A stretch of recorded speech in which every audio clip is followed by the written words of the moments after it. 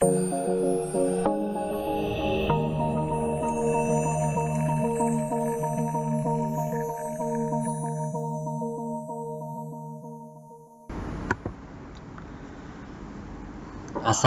warahmatullahi wabarakatuh. Selamat pagi semuanya. Salam budi luhur.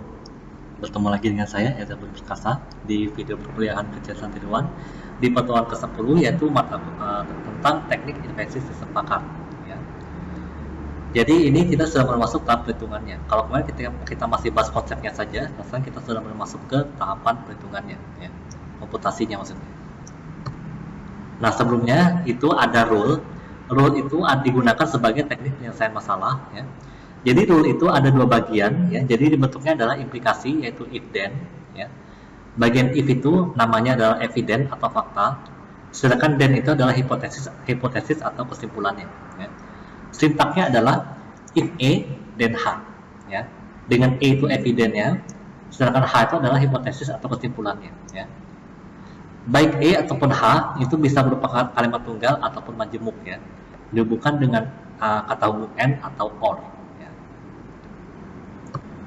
Teknik yang pertama adalah forward chaining, ya. Forward chaining ini adalah teknik pencarian yang dimulai dengan fakta yang diketahui. Jadi mulai dari fakta ke hipotesis, ya. Fakta tersebut kemudian dicocokkan dengan bagian if dari rule. Jadi forward chaining ini perhatikan bagian if-nya dulu, ya. Kalau misalnya fakta yang cocok dengan bagian if, ada yang cocok dengan bagian if tersebut, maka rule tersebut dieksekusi, ya. Fakta baru tersebut itu fakta yang baru yang terdapat pada bagian then akan dimasukkan ke dalam basis data, ya. Prioritasnya adalah rule yang lebih dahulu dituliskan. Jadi kalau ada dua rule yang bagian if yang sama, maka yang pertama kali itu yang prioritasnya, ya.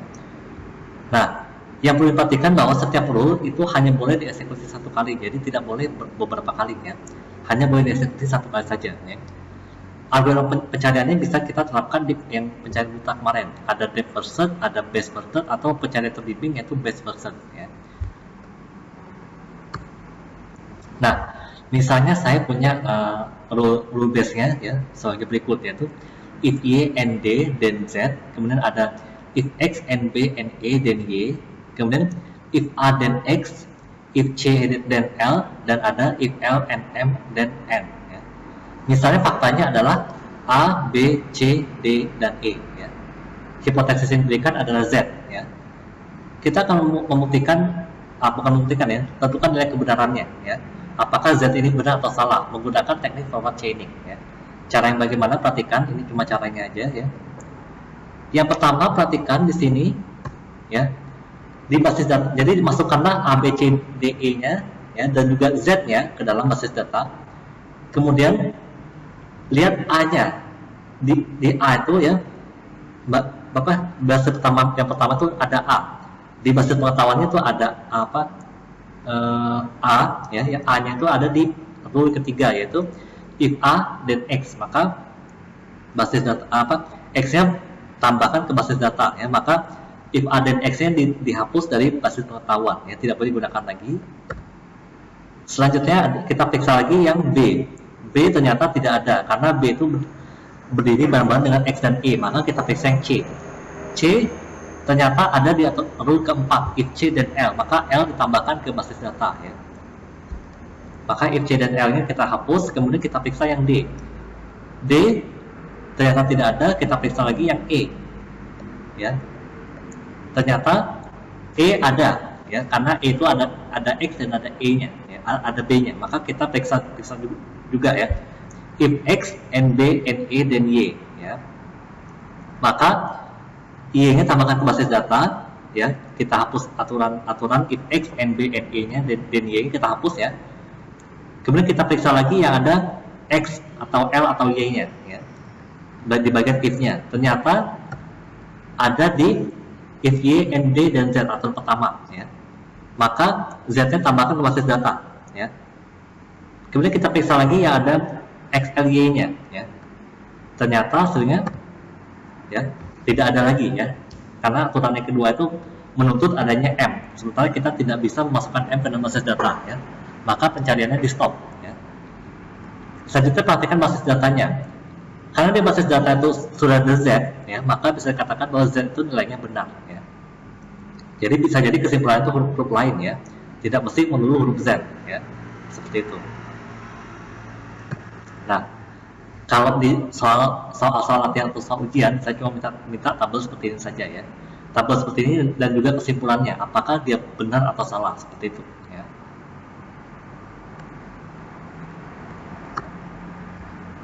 Kemudian yang kedua yaitu backward chaining ya.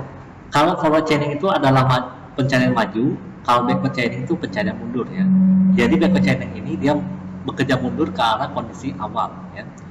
Kalau backward chaining itu selalu dimulai dari then ya. Kalau forward chaining kan dari if ya. Nah, kalau backward chaining ini kita mulai dari then-nya ya. Dari tujuan, kemudian faktanya dicocokkan dengan premis di bagian if ya. Kalau bisa cocok, maka rule-nya dieksekusi sehingga hipotesis di bagian then itu dimasukkan ke dalam basis data. Maka kalau tidak cocok, maka simpan premis tersebut ke dalam stack. Jadi ada dua penampung, yaitu basis data dan stack ya. Prosesnya dihentikan kalau tujuannya ditemukan atau tidak ada lagi rule yang bisa dieksekusi untuk elemen stack atau tujuan ya. Nah, ini masih sama ya, contohnya kayak tadi, cuma bedanya kita menggunakan teknik backward chaining ya. Caranya bagaimana? Untuk backward chaining, sekali lagi saya ingatkan bahwa kita mulai dari then-nya. Nah, kita perhatikan Z-nya yang ada di then ya. Kita mulai dari then, ternyata ada di rule pertama ya. Di Z itu ya, bagian if-nya adalah Y dan D. D sudah ada basis data sementara Y belum, maka Y akan ditampung di dalam stack ya. Seperti itu. Kemudian ini belum dicoret karena masih boleh digunakan ya. Ingat kalau backward chaining masih boleh 2 kali selama belum masuk ke dalam basis data ya. Kalau sudah masuk ke dalam basis data, maka rule tersebut tidak boleh lagi digunakan ya. Kemudian kita perhatikan lagi Z itu tidak lagi, kita perhatikan Y-nya sekarang. Ternyata ada di rule kedua, yaitu if X and B and A then Y ya. Maka B dan E sudah ada di basis data, sedangkan X itu belum ada, maka X kita tampung dulu di stack ya. Seperti itu. Kemudian kita periksa lagi yang ada X-nya, yaitu rule yang ketiga, yaitu if A then X ya. Nah, di sini X sudah ada ya di stack dan A-nya sudah ada di basis data ya. Maka kita pindahkan X-nya ke basis data ya. Maka if A dan X-nya kita hapus ya, karena X-nya sudah pindah ke basis data ya. Kemudian kita periksa lagi Y ya, karena tadi X sudah kita pindah basis data, berarti kita Y-nya.